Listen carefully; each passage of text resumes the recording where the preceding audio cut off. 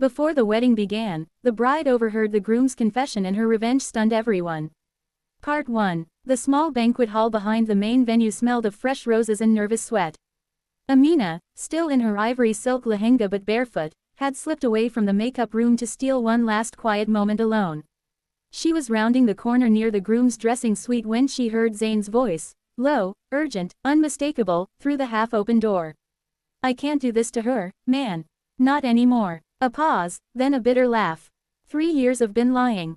The money, the house, the car, everything came from her father. "I thought I could love her enough to make it real, but every time she smiles at me I feel like I'm choking on my own greed. I'm only here because if I walk away now, I lose it all. I'll marry her, keep the lifestyle, and, maybe one day I'll feel something.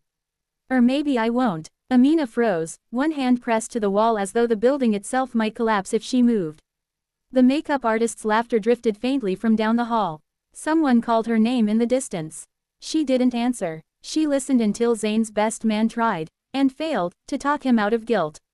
Then she turned, silent as smoke, and walked back to the bridal suite.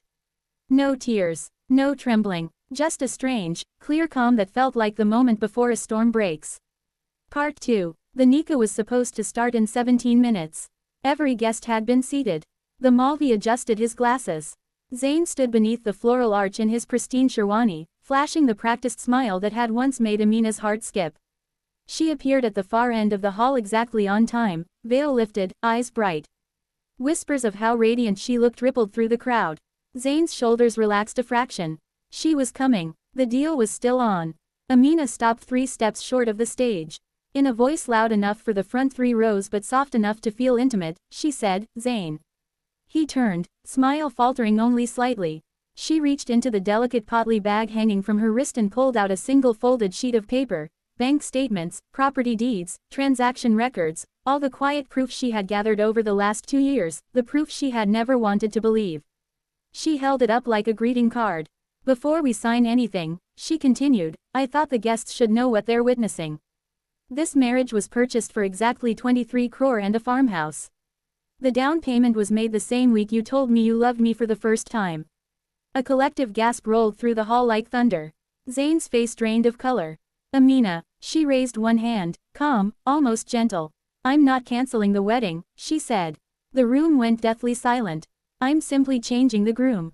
She turned toward the side entrance. A young man in a simple cream kurta stepped forward, her cousin's closest friend, the quiet architect who had designed her father's new library for free because he believed in the work she did for street children. He looked as stunned as everyone else, but he walked to her side without hesitation when she held out her hand. The Malvi blinked rapidly. "Beta, this is perfectly legal," Amina finished. "The papers are already drawn. Different groom, same time, same venue, same mayor. My father is still paying, but for a man who never asked him to." She looked straight at Zayn. "You wanted the lifestyle. Keep it. The debt, the pretense, the guilt. They're all yours now." Then she faced the stunned crowd, lifted her chin, and said the 2 words no one expected. "Kubul Hai," twice. The new groom, voice shaking but certain, answered the same. Zayn stood frozen beneath the arch as the Malvi, after the longest 3 seconds of his life, began the nikah again. This time, the bride smiled for real. And the hall erupted. The nikah was supposed to start in 17 minutes. Every guest had been seated, their silk saris and embroidered kurtas rustling like whispers in the grand hall adorned with marigold garlands and twinkling fairy lights. The air hummed with anticipation, the kind that builds in families where weddings are not just unions but spectacles of legacy and love. The Malvi adjusted his glasses, flipping through the sacred pages with a practiced calm, while Zayn stood beneath the floral arch in his pristine sherwani, flashing that practiced smile, the one that had once made Amina's heart skip like a stone across a serene pond. He adjusted his collar, glancing at his watch, his mind already racing ahead to the honeymoon suite, the business deals her father's name would unlock, the life of luxury he'd clawed his way toward. But in those final moments, as the clock ticked mercilessly, Zayn's shoulders relaxed a fraction when he saw her silhouette at the far end of the hall. Amina appeared exactly on time, her veil lifted just enough to reveal eyes that sparkled like stars in a midnight sky, bright, unyielding.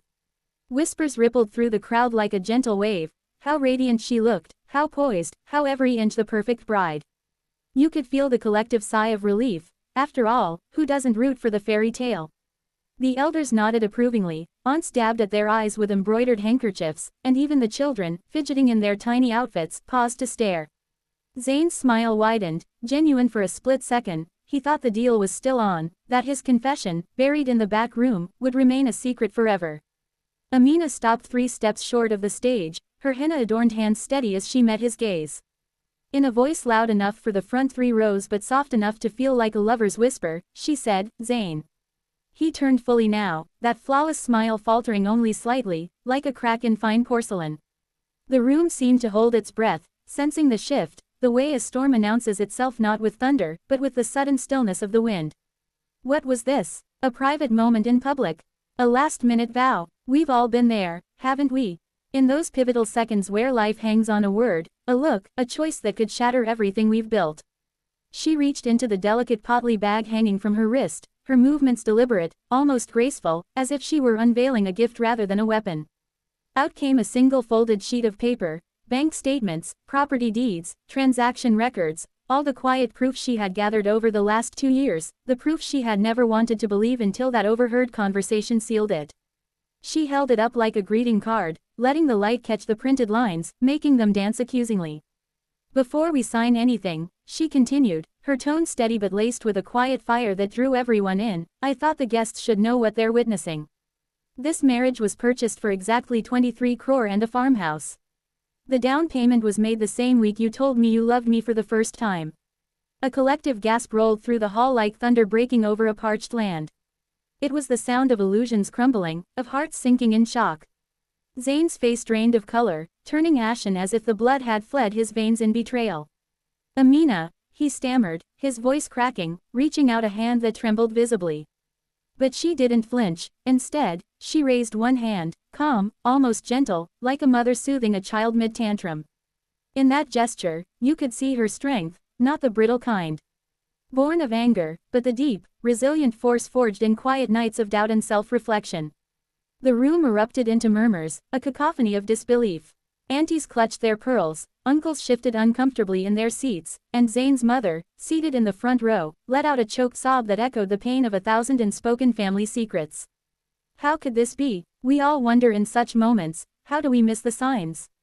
The late nights he claimed were for work, the lavish gifts that seemed too perfect, the way his eyes sometimes wandered not to her, but to the opulent life she represented. Amina had seen it all, pieced it together like a puzzle she hoped was incomplete. But now, standing there, she felt the weight lift, replaced by a clarity that burned bright. "I'm not canceling the wedding," she said, her words dropping like stones into a still pond, sending ripples that silenced the chaos. The room went deathly quiet, every eye locked on her, hearts pounding in unison. Not canceling. After that revelation, it was the twist no one saw coming, the kind that hooks you deeper into the story, making you lean forward, desperate to know what comes next. Zane's eyes widened, a flicker of hope, or was it greed, crossing his features. The guests exchanged glances, confusion knitting brows, emotions swirling like a whirlwind, relief for some, intrigue for others, and for a few, a budding admiration for this woman who refused to be a victim. She turned toward the side in trance, her lehenga swishing softly, a sound that seemed amplified in the hush. And there, stepping forward from the shadows, was a young man in a simple cream kurta, her cousin's closest friend, the quiet architect named Arjun, who had designed her father's new library for free because he believed in the work she did for street children.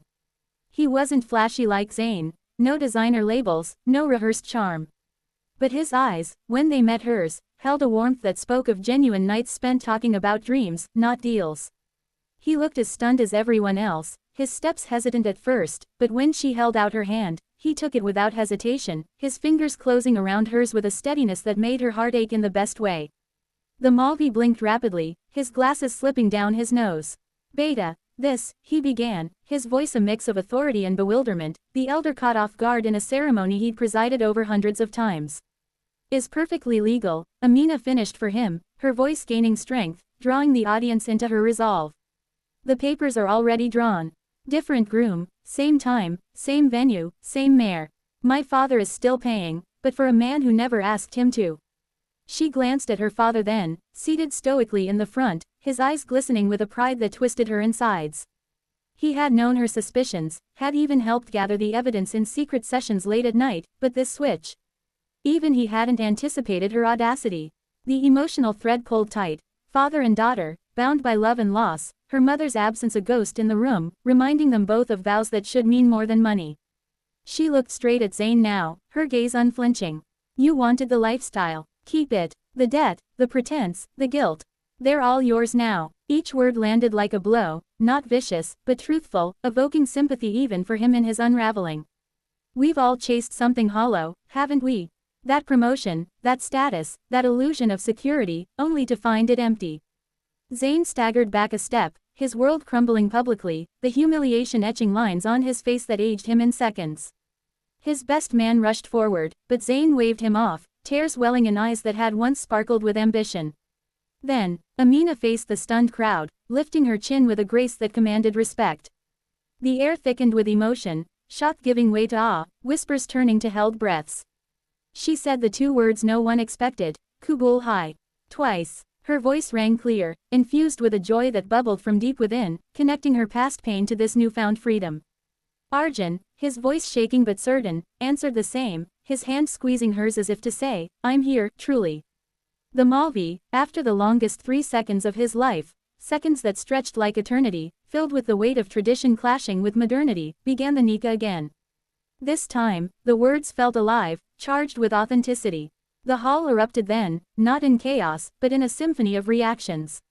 Cheers from the younger cousins who saw her as a hero, sobs from those who empathized with the betrayal, and applause, tentative at first, then thunderous, from guests who recognized courage when they saw it. Amina's best friend, tears streaming, rushed to hug her post-ceremony, whispering, "You did it," while Zayn slunk away, escorted by his family, a broken man in a perfect suit. But the real magic unfolded in the hours that followed. As the reception tentatively resumed, guests too invested to leave, the story spread like wildfire. Strangers approached Amina, sharing their own tales of quiet heartbreaks, of marriages built on sand. "You're brave," one elderly woman said, her wrinkled hand on Amina's arm, evoking a generational bond. Arjun stayed by her side, not as a savior, but as an equal, his quiet humor lightening the mood, making her laugh, a sound that healed the cracks in her soul. Reflecting later, under the stars on the venue's terrace, Amina felt the emotional tapestry weave complete. The betrayal that had stung like fire now fueled her fire, the love she thought lost was reborn in honesty. And you, dear reader, haven't you felt that pull? That moment when breaking free connects you deeper to yourself and others. Amina's revenge wasn't destruction, it was reconstruction, a stunning pivot that left everyone, including her, forever changed. As the night wore on, dances resumed, toasts were made, not to the planned union, but to the unexpected one. Zayn's absence loomed, a reminder of choices and consequences, but the joy overshadowed it. Amina's smile, genuine and wide, lit the room, engaging every soul present in a shared celebration of resilience. In the end, it wasn't just a wedding, it was a revelation. One that whispered to all, love isn't a transaction. It's a connection that endures, surprises, and ultimately, sets you free.